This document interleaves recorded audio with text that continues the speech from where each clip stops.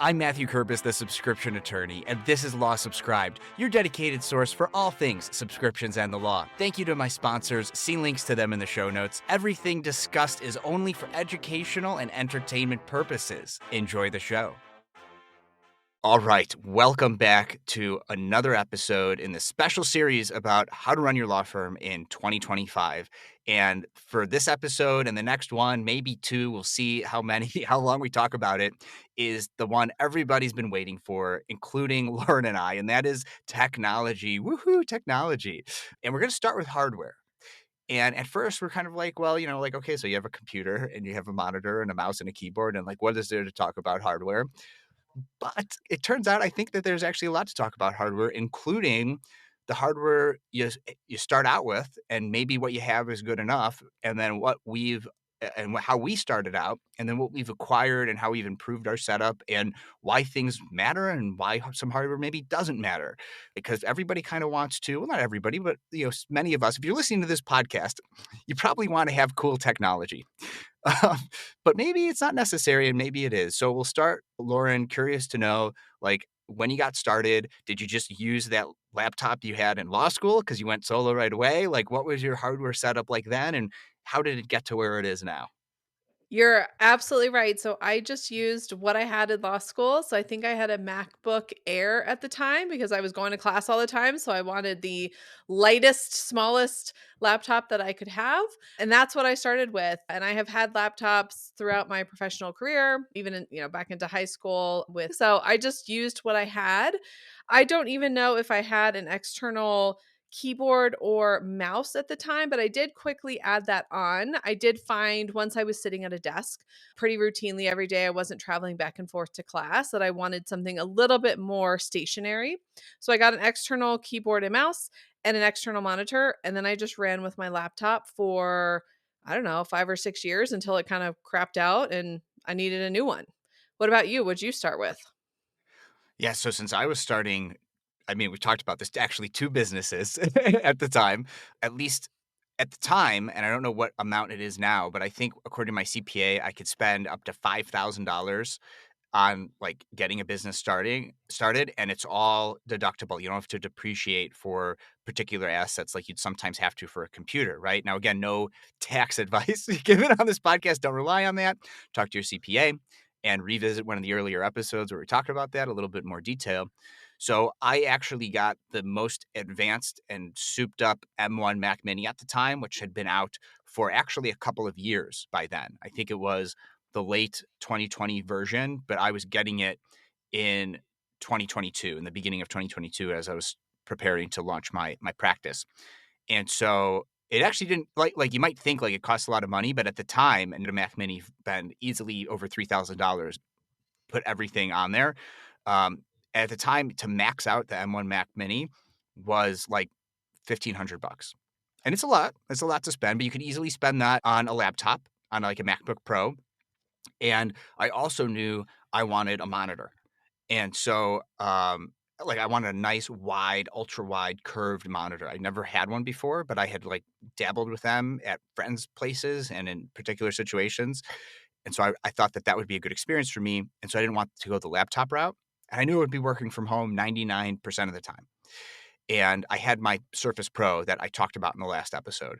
Even though it was getting a little old and a little sluggish, I could use that on the go, and I was mostly in the cloud, so it didn't really matter. So my on the go setup was fine. So I wanted to get an ultra wide monitor. I knew I had the podcast, and I wanted to increase my production and the quality of all that. So I actually originally built out my studio in my home before I built out my office. I got like a tiny desk that I'm at right now that fits in it's not supposed to be a walk-in closet, but I sit in this closet a lot. And so like that was my original setup. And I knew eventually I was going to have another monitor that connected to the Mac Mini outside my studio in my office. This is the closet in my office at home. So I got a wireless mouse and keyboard so that I could easily just transition from the small desk to the big desk. And now I've been doing that for a couple of years, and it's really nice. So even though you don't necessarily need something crazy to get started, you do maybe want to have a little bit of a vision in mind with how you're going, like how you're like going to be physically practicing law. via the technology that we use, via the hardware we use, and think about that and like what your marketing strategy is if you're going to be doing podcasting or content creation. And so I did deliberately plan for a future where I'd maybe have a more advanced tech setup. But in the beginning, it was just Mac Mini so that I could have it for several years. And I did ultra wide monitor with a mount, wireless mouse and keyboard, and everything else I have is wired except for those two things. And that was it. That was how I got started as far as the tech is concerned. And I had an old Surface Pro X.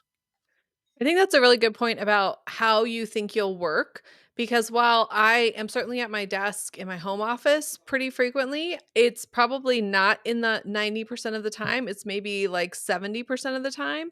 And I knew I wanted to get up and go to the coffee shop once in a while just to have a different environment, or I was going to be meeting clients that wanted me to meet them where they were. And I was happy to do that because that was convenient for them. So I needed something that I could grab and take my computer with me. And when I had the lighter Air, that was super easy.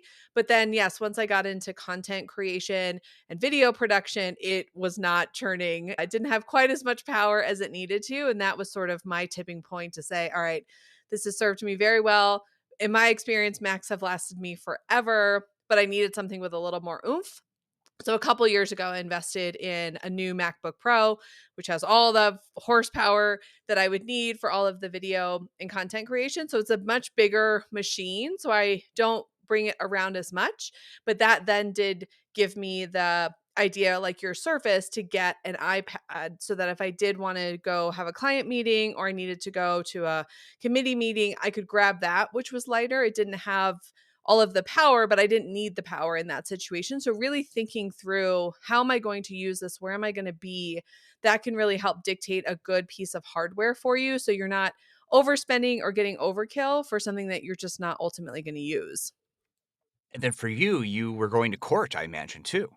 Exactly. And that's where the iPad actually came in most handy because I think there are some attorneys, and I don't ever think a judge said this to me, but I didn't like hearing the typing like while the court was talking and I'm trying to take notes. So I liked that the iPad had the pencil and I could get an app where I could hand write notes, but then I didn't have to scan them in. They would transcribe automatically. So I saved myself that step, but the iPad was really helpful in court because I needed to have access to my cloud files and I also needed to take notes and I didn't want to do that on a computer. Yeah, yeah, and now I think in even just in the Notes app on an iPad, you could just handwrite notes now. Yep. Yeah. Yeah, they've integrated that. Yeah, this was a few years ago when they didn't have that feature, but now I think most of those more mobile devices have that available. Yeah, yeah, and I like how, we're doing enough of these, Lauren, that we could have shout outs to past episodes because we talked about how we pivoted. So now that you're in practice areas that at least I think don't really have much at all to do with court, maybe some probate stuff, but, like, far less frequently you're going to court. Have you started to reevaluate, "Well, now I have different practice areas, maybe I wanna change up my tech setup?" It hasn't yet. I definitely use my iPad less. So there's a little bit of like, I spent a good amount of money there, not quite using that. I try and find ways to use it, but I am definitely more stationary. So before where it was maybe 50-50 that I was out and about versus in my home office, it's more home office now, but the laptop does just fine. It is bigger and heavier, but I stick it in a backpack and I'm not going around too much. So yeah, Mhm. there's less need for technology, but I've still got it, so I'll find a way to use it. Okay. I'm so glad we're talking about this because I don't know what year your iPad came out and what operating system it can run. But this is kind of a software conversation, but it's also specifically about the hardware. So if you're a Mac user and you have an iPad, there's a feature called Sidecar where your iPad can become an additional monitor to your Mac, even if you're leveraging the maximum amount of additional monitors that you can connect to whether it's any kind of Mac, whether it's a laptop or a desktop style Mac. You could also now use your iPad. I think it's just one iPad. I only have one iPad. um, but like this is a really cool feature. And so sometimes what I'll do is because even though I have two ultra wide monitors, I only am using one at a time. And sometimes it's nice when I'm in my big desk setup to have, and I actually, I got these, not not like a energy powered piece of technology, but just an analog piece of technology. Part of my swag is now these like little phone and tablet iPad stands that they fold up. You could put it in your pocket, your purse, your bag, whatever. And so I have a bunch of them now. So I have one at every desk station where I could just like put up my iPad, and if I'm, like, editing a podcast or I'm doing something that kind of requires its own like, unique screen setup, I could just move it down to my iPad, sort of still in my line of sight, but out of the way, and, like, listen to something or have some other app open on the iPad while I'm doing other things on my main ultra-wide monitor, and so I actually use the sidecar feature all the time, and since I have a wireless mouse and keyboard and everything, I can kind of set it up wherever. And if I wanted to work downstairs, but still have access to the power of my Mac Mini upstairs, I could just have the sidecar feature turned on, bring my wireless mouse and keyboard anywhere in my home, and I could work sort of from anywhere. And so that's been like a huge unlock. And well, I'm super happy I got an iPad in 2024. Oh, that's an awesome feature. I didn't know about that. I'll have to check out. I can't remember how old my iPad is. It's not too old, but it's older than a couple of years. Maybe it was early 2020, so I'll have to see if that feature is in there. And now I'm gonna be like, should I get a new one? If it's not, that's always the problem. I always like the shiny new hardware. But that's a cool idea. And I think that would be so helpful if you just sort of needed a little screen for something, like whether it was a timer, or sometimes I'll just take notes. I'll be talking to a client and I'll just need to write a handwritten note. I honestly write it on my desk because it's glass, but that would be so much nicer to do it on an iPad. So what a great idea. Oh, well, that's cool. I have a glass desk too. You just like write with a marker that you could erase from like a glass desk. Like, what are you doing there? Yeah, just a dry erase marker. You can just I just will take a quick note if a client gives me a date, or I just was talking to somebody and they said their birthday, so I didn't want to like make it obvious that I was writing it down, but I'll just write it down on my desk and then you just erase it. Dry eraser. So cool. Very cool. Cool. That's like, I mean, that's a hardware, like a hard Yeah. surface tech, right? I love the low tech talk too about this. I think that's still really important. So I'm curious to know, did you ever get like an extra monitor? So if you're like you're working from home and you want to see things bigger, or are you still predominantly just leveraging the screen that comes with the laptop? So I do have an external monitor when I'm working at home. So my laptop is actually closed on the side of my desk and the monitor is hooked up. So I only use the external monitor, and it's a television. It's a Samsung like 24-inch television because I couldn't find a monitor big enough that was a true computer monitor. And Mhm. now that TVs, the laptop hooks up with an HDMI cord, just use that. But I do like you, I like a really big screen. I like to have Word clearly open on one side and, Excel, like I like to have two different windows and not have to be going back and forth. So I wanted something real big. Yeah, I mean, and maybe then you don't need an iPad as an additional screen, but you might find it's nice to just have a little app open off to the side, right? I'm going to try it. I'm going to try it. I like it. Yeah, yeah, sidecar. Okay, and then camera. What are you using for camera? So I currently have it's an little eye contact camera. It has a light. What I like about it, because I have such a big monitor and I like to have the camera where it's right in front of me, it's not way up high or down low. This one goes on the top of my monitor, and then the camera actually swings down on an arm. So when I have it on, I swing it down and it sits in front of my monitor, but it's so tiny it doesn't block things. So I used to have a webcam that would sit on a tripod right in front of my monitor, but I couldn't, and I was constantly like moving around. I couldn't see my screen. This is so skinny. It's not as great of a camera as my other webcam was. Like it was a HD webcam, but I like the convenience of it. And then when I'm not using it, it just flips up and sits up there. So I think that it works pretty well. I think it gives me a good kind of line of sight where the camera's right at my face. Your setup looks amazing, Matthew. So what are you using for your camera? I'm sure it's ultra cool.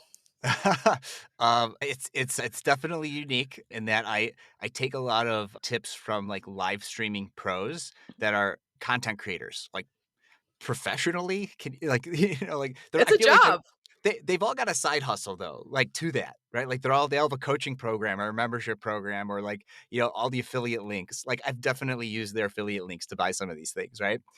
But I do just want to comment on your setup. I think that's a great example of whatever you're comfortable with and like not having to throw out everything to get something new to make it perfect, which I definitely haven't done either. I've tried to think like, a few years in advance in terms of what I want my setup to be, but I've never like felt like I have to just get rid of everything and make it perfect because that's really expensive and you don't really need to do it. At the end of the day, we're lawyers. Yes, Lauren and I, we're content creators, right? Like we like making content. So like some of that's important, but at the same time, like you don't need like a 5K camera, like Right. For perfectly Zoom positioned. meetings. Yes. Like for Zoom court or for Yeah. client situations, like it needs to be bare minimum professional. So if you're super fuzzy and you look like a potato, and if you look like me and you have no hair, you might actually look like a potato.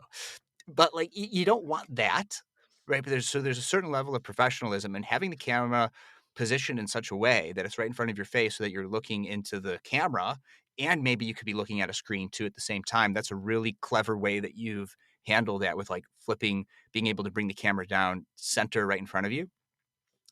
I have recently done something like that. So, previously, I had my ultra wide monitor in my studios on a mount. And so I could kind of position it up and down, angle it however I want because I try to be super ergonomic. The wireless mouse and keyboard I have are Logitech. It's the Ergo keyboard and the MX Master mouse, and both of those are ergonomically designed for resting your wrists, for how you type. Like it's weird at first because there's like a split in the keyboard and there's just blank space, but it is over time more ergonomic, more natural to rest your hands like that. So I'm all about ergonomics. I even have a footrest, like a little footrest, because I'm sitting in my desk, and I have two. I have one because I don't want to move it, and they're relatively inexpensive. They're like 20 to 30 bucks. And so I've got one in my studio, and I've got one in my office, and I also have the same exact chairs from Costco that are like $99.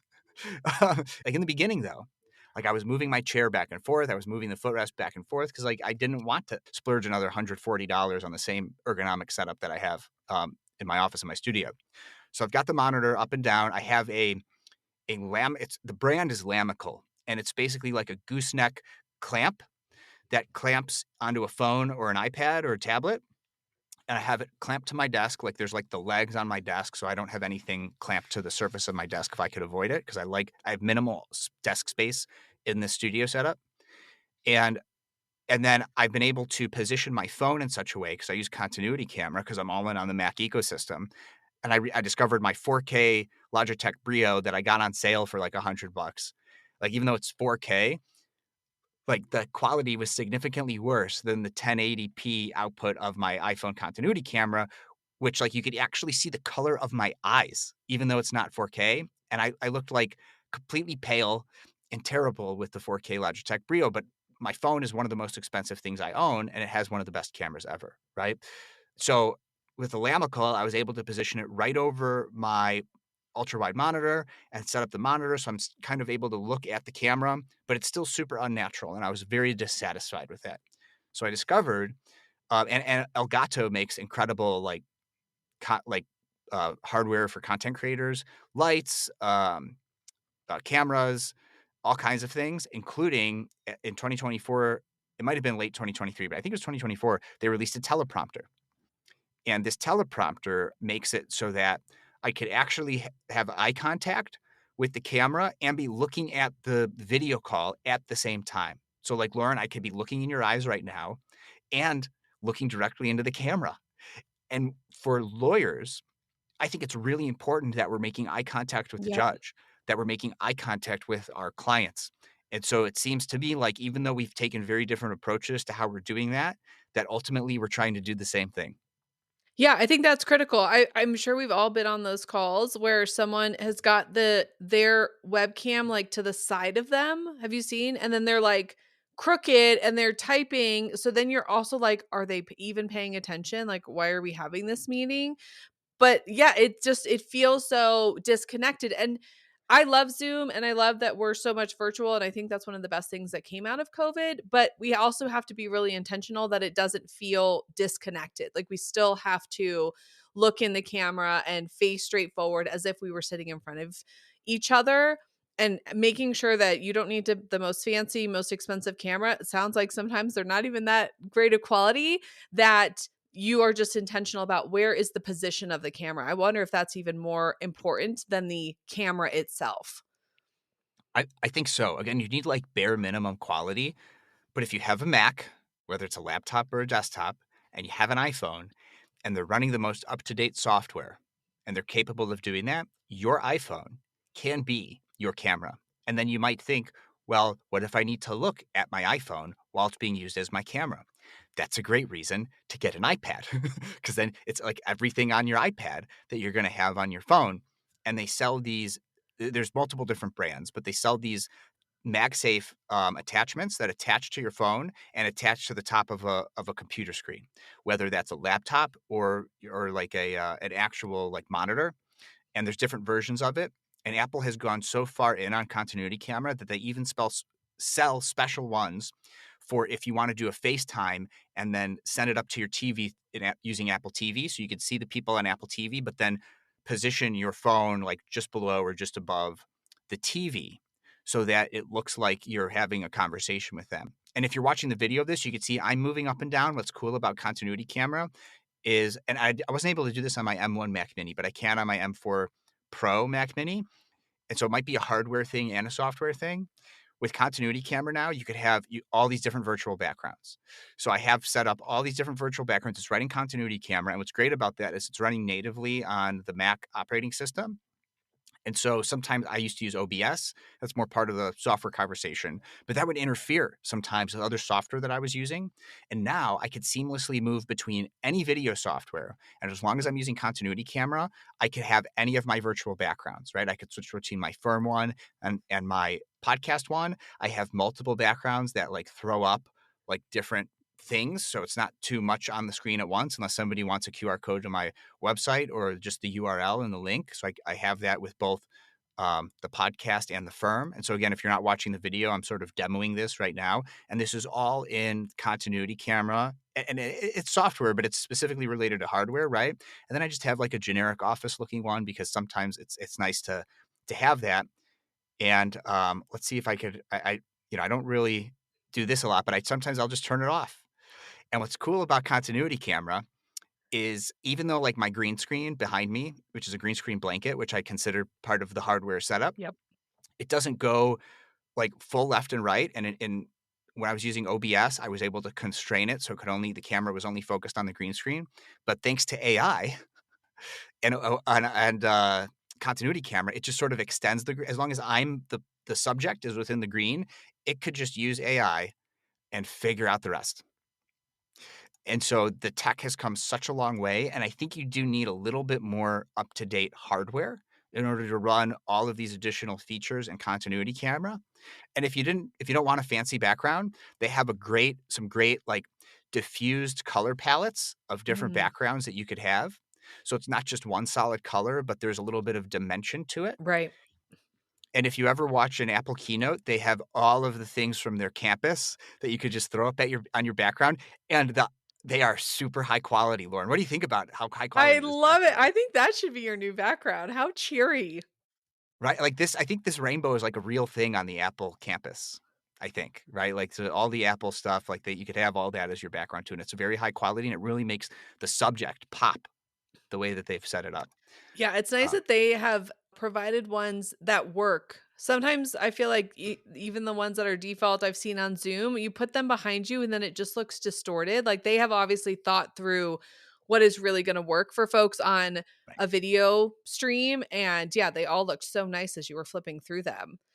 All right, that wraps part one of our conversation about hardware. You may notice I'm wearing a slightly different shirt, and that's because Matthew and I were overzealous thinking that we could cram it all into 1/2 hour episode.